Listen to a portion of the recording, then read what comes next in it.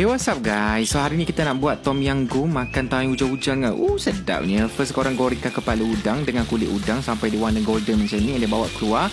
Lepas tu blend dengan air and dia korang tapiskan.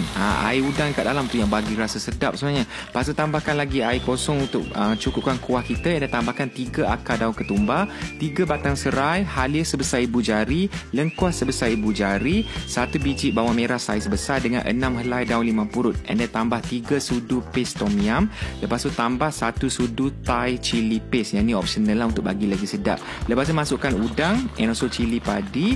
And then kita perlukan FNN susu isian sejat. Tepuk.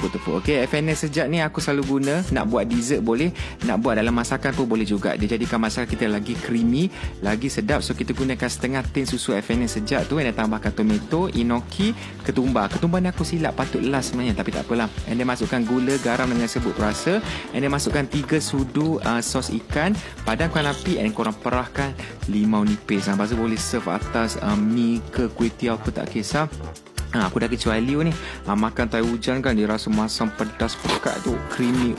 Memang sedap. Pekat, masam, pedas, masin, creamy, semua balance. Tapi belum habis lagi. Kita nak buat dessert pula, iaitu koktail buah naga. Yang ni korang campurkan 1 tin susu FNN sejat tadi and tambahkan susu FNN krima manis bervitamin. Yang ni susu pekat lah orang panggil kan.